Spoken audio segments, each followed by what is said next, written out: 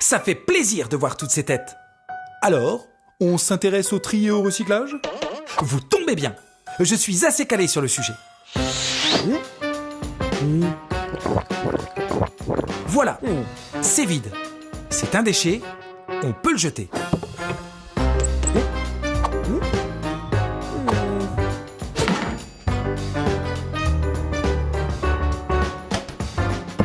Ok, merci mon gars. Tiens, j'ai une question. Savez-vous combien une personne jette de déchets en une journée ? Regardez, un peu plus d'1 kilo par jour environ. Donc, en une année, ça commence à faire un joli tas de déchets. Mais attendez encore, si on regarde la quantité de déchets par an pour tous les habitants de la métropole lilloise, c'est-à-dire 1 100 000 personnes. Notre joli tas devient une superbe montagne. C'est aussi haut que la Tour Eiffel avec une surface grande comme un terrain de foot. C'est la catastrophe. Alors qu'avec un peu de tri, on pourrait en recycler une bonne partie. Regardez.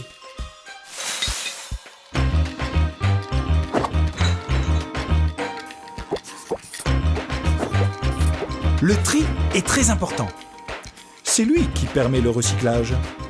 Tout ce qu'on va voir maintenant ne pourrait être possible si on ne triait pas nos déchets. Regardez plus précisément comment ça se passe.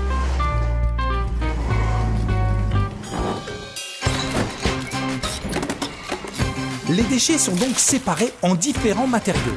Et ensuite, on les compacte. Regardez. Maintenant que les matériaux sont triés par catégorie, on va pouvoir les recycler. Recycler, c'est quoi ? Très bonne question. Recycler, c'est transformer les déchets en nouvelles choses. On va voir ça tout de suite. Le papier que vous avez jeté dans la poubelle de tri, une fois passé dans le centre de tri, ira dans l'usine de recyclage du papier et du carton. Le papier, le carton, propre et sec, on peut le recycler. On le plonge dans un grand bac rempli d'eau avec une hélice qui tourne au fond. Un peu comme un mixeur. Ça forme une sorte de pâte qu'on va ensuite aplatir. Ensuite, on sèche. Et ça devient du papier recyclé. On s'en sert pour les journaux, les magazines comme Lille Métropole Info et le papier machine qu'on utilise dans les imprimantes. Le verre. Les emballages en verre que vous avez jetés dans la poubelle de tri, une fois passés par le centre de tri, iront à l'usine de recyclage du verre. Le verre de bouteille, de bocaux et de pots sont recyclables. Attention, ça ne marche pas avec le verre qui ne sert pas d'emballage. Alors, on retire les étiquettes et les bouchons. Le verre est broyé. Ensuite, on le chauffe à très haute température, 1550 degrés. Après, il ne reste qu'à le souffler et le mouler pour en faire de nouveaux objets en verre. L'emballage en verre se recycle à l'infini. Le métal. Les barquettes en aluminium pas trop sales, les canettes, les aérosols vides, les bouteilles de sirop et les boîtes de conserve que vous avez jetées dans la poubelle de tri, une fois passées par le centre de tri, iront à l'usine de recyclage des métaux.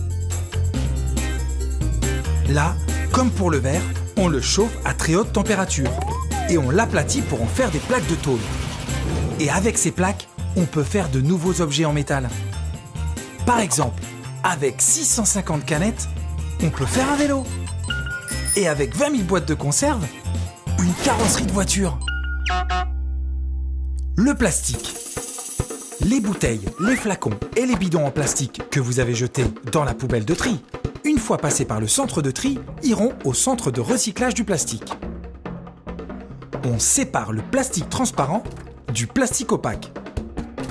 Ensuite, on chauffe et le plastique peut être réutilisé pour faire de nouveaux produits.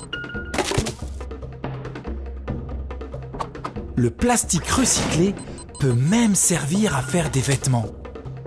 Avec 15 bouteilles d'eau recyclée, on peut fabriquer un pull. Voilà pour ces 4 catégories de déchets recyclables. Et maintenant les enfants, nous allons jouer à un jeu. Répondez par vrai ou faux. Avec un bocal en verre, on peut faire un vélo ?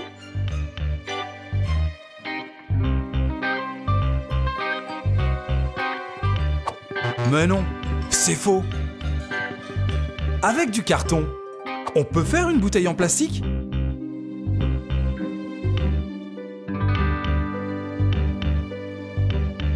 C'est faux, évidemment. Est-ce qu'avec une bouteille en plastique, on peut faire un pull ?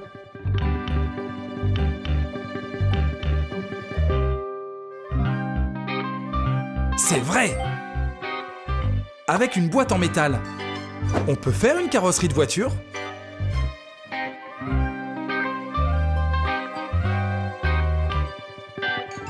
C'est vrai. Avec un bocal en verre, on peut faire une bouteille en verre ? Attention, c'est une question piège.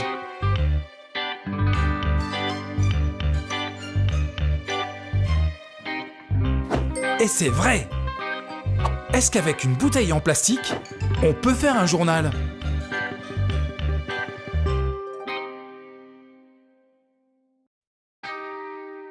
Mais non, c'est faux. Les biodéchets. Maintenant, on va causer des biodéchets. C'est quoi? Eh bien, il s'agit des déchets du jardinage. Pelouse, mauvaises herbes, branches taillées, et aussi des déchets des repas. Restes de poisson, os de poulet, coquilles d'œufs, restes de riz et de légumes. Ces biodéchets doivent être jetés dans les poubelles vertes ou à la déchetterie si on n'a pas cette poubelle à la maison. Ensuite, ils sont emmenés au centre de valorisation organique, aussi appelé CVO. Dans le centre de valorisation organique, les biodéchets vont être broyés, comme votre goûter quand il arrive dans votre estomac. Les biodéchets sont brassés et des bactéries vont être ajoutées pour les décomposer et les faire fermenter. La fermentation produit le gaz que l'on peut récupérer. Ce gaz s'appelle le méthane. Il existe des bus qui roulent rien qu'avec le gaz de fermentation des biodéchets. Et on fait aussi chauffer des casseroles à la maison grâce à lui. Une fois les biodéchets digérés par les bactéries, il reste ce qu'on appelle le compost. Et le compost sert beaucoup pour le jardinage et dans le champ des agriculteurs. Un autre petit jeu à présent. À tout de suite. Quel déchet peut-on mettre au compost ? Est-ce qu'on peut mettre une cuisse de poulet au compost ?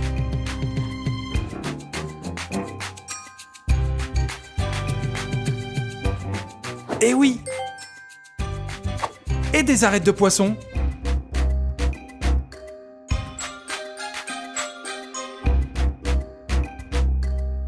Oui ! Une bouteille en plastique.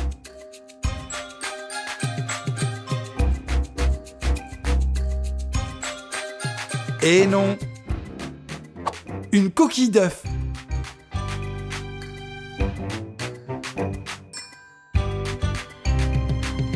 Oui. Une branche d'arbre.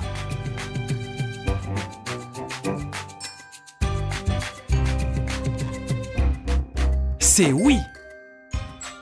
Et enfin, une boîte en métal.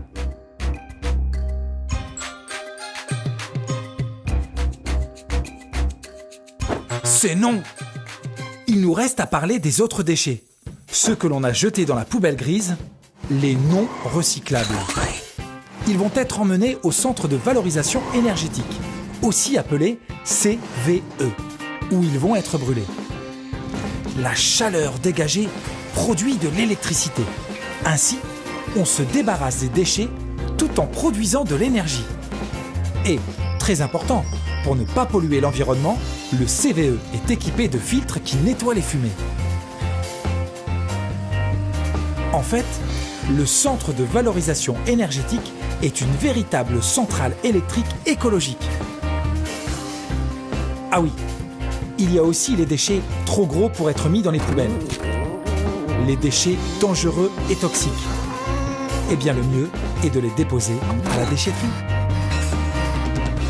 Voilà, le recyclage permet de fabriquer plein de nouveaux objets. Sans compter qu'à chaque fois que vous triez un déchet, vous protégez un peu la planète. Et souvenez-vous, pour que le recyclage fonctionne, il faut bien trier et mettre les déchets dans les bonnes poubelles. Merci pour votre attention. Et à très bientôt les écolos. Salut.